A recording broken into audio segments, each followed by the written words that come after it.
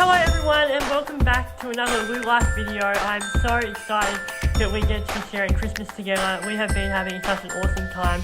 I can't believe that we're already this way through Christmas. We're past halfway now. We're in the back end of the season and it has just been such a fun time and I'm really enjoying getting to spend all this time with you. And I just wanted to say from the bottom of my heart, thank you so much for every single person who is watching these videos. I greatly appreciate it, and it means the world to me that people are choosing to hang around and watch these videos. So thank you very much. In today's video, we're going to be sitting down and talking all about some of the Christmas traditions from around the world, because a lot of countries from around the world celebrate Christmas in lots of different and interesting ways, and I wanted to sit down today and share with you some of the ways that people celebrate Christmas, because they're quite interesting and you can actually learn a lot about different cultures and nationalities and the way that people celebrate Christmas. So it's actually very, very exciting to be able to share with you some of the different ways that people celebrate Christmas. Okay, so first off, Austria. British kids are well acquainted with Father Christmas as Santa Claus or Saint Nick, but we'll find something a little bit more sinister lurking around Austria.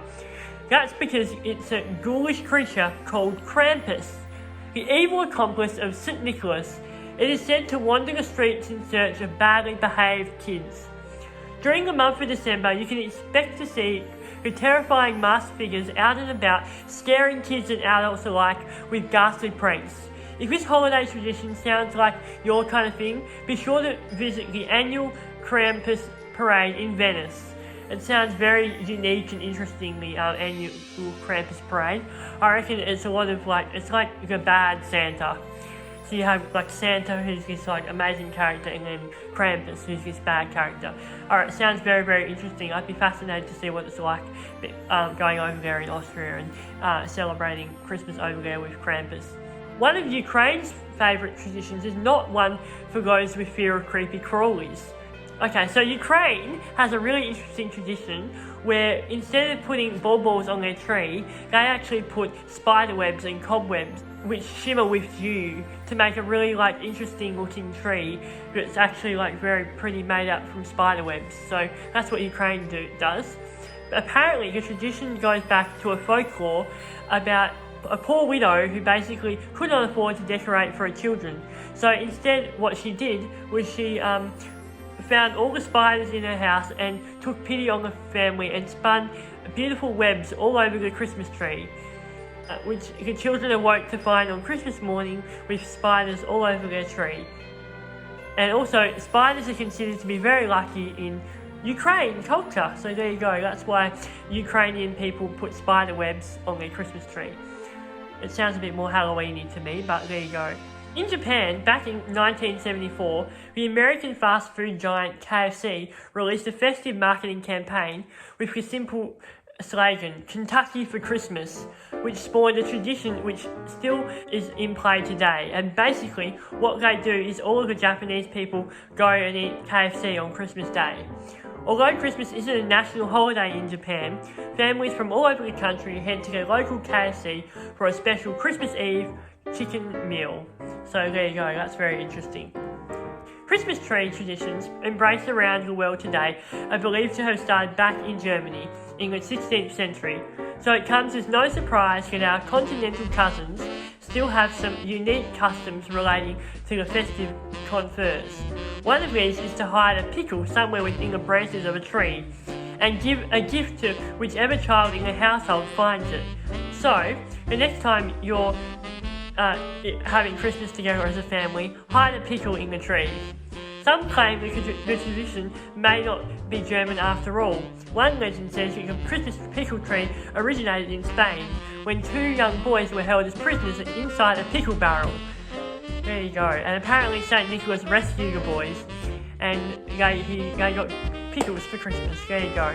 Many homes in Finland become equipped with their own sauna, and at Christmas time, this cosy spot becomes a sacred place for associating with long dead ancestors. On Christmas Eve, it's customary to strip naked and take a long and respectful stint in the sauna, which is also believed to be the home of the legendary sauna elf. There you go. After the sauna sessions, Finns head out to their evening celebrations, while spirits of those ancestors take place in the bubbling water. We also have more Christmas traditions from Sweden, which may not be the oldest tradition still celebrated on the list. The Yule goats date back to at least the 11th century, where there are mentions of a man-sized goat figure led by Saint Nicholas, who had the power to control the devil. Wow, it's getting dark here. Apparently the Yule goat, as you can imagine, has changed quite a bit throughout history. In the 17th century, it was popular for young men to dress up as a goat creature and run around pulling pranks and demanding gifts. By the 19th century, the goat became the good guy, a giver of gifts.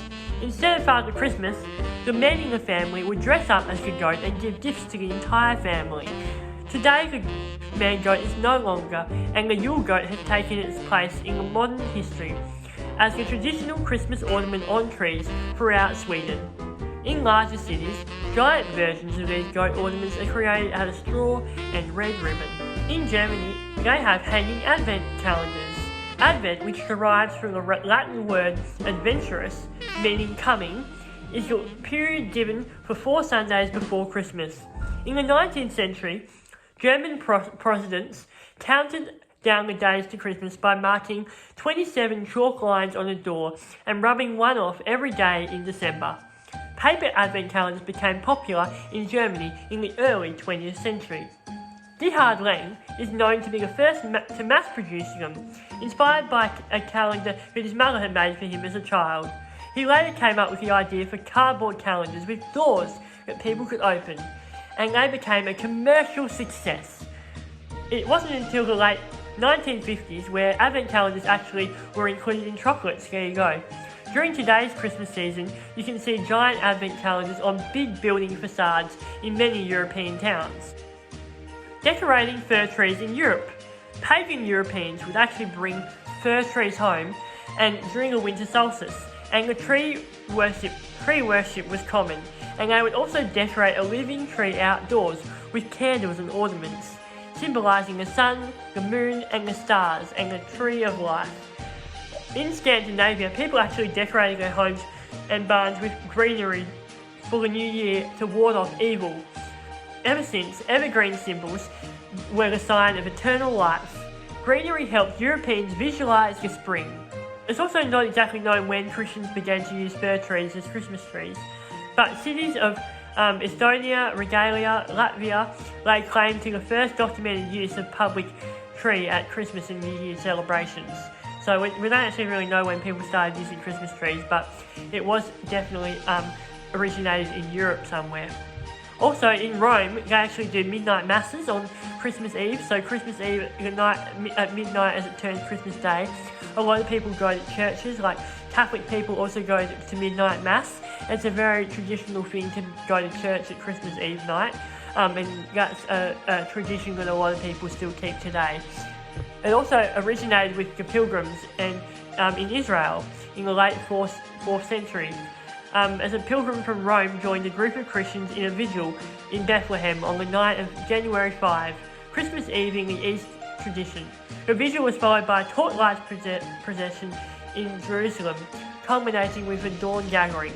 This is my favourite and final tradition, which I'm going to be sharing with you today, and it's originated in Mexico, and basically it's called Las Posadas, and the name of it is a religious festivity that takes place every December and forms a part of the Hispanic Christmas traditions. The word posada translates to dwelling or lodging. It's celebrated in Mexico and Spain, and also in the United States as well in some places, and the Las Posadas basically celebrates Joseph and Mary's journey from Bethlehem to Nazareth in search for a place for baby Jesus to be born. A main component of this celebration is asking for posada, a place of rest, which is done via singing. To remember the journey of Mary and Joseph, a small group of people gather and break off into 2 groups: the travellers, who are seeking posada, and the host family inside the house. In a back and forth, the outside group asks to be let in, while the host family refuses entry at first. And then both sides exchange songs and the travellers have to convince the host family to let them inside. So basically it becomes sort of like a Los Passadas parade. So people will journey through the town and they go door to door asking for a place in the inn, like Mary and Joseph did in Bethlehem in the first Christmas story, in the original Christmas. And so it's become a big tradition in Spanish culture where everyone celebrates Los Posadas, and then usually at the end they have a meal and they share a meal together. But it's a whole big massive like parade where people walk and follow door to door, and yeah, it's really, really interesting. Afterwards, the host family offers a dinner which typically includes tamales, pozole and other traditional Mexican dishes. So there you go, that's my favourite Christmas tradition out of all those ones, and I hope that you found them a little bit interesting. I really also liked the spider webs on the Christmas tree in Sweden. That was really, in Ukraine. That was really, really interesting. And also, it's really interesting to see how other cultures do Christmas and the different traditions that people keep, like Krampus in Germany and all that kind of stuff. So yeah, it's very interesting. So I hope you've enjoyed this video. Thank you so much for spending all of your time with me. I really appreciate it, and I hope that you've learned something new today like I have from my extensive research. So thank you very much for watching, and I'll see you all tomorrow with another video. Bye!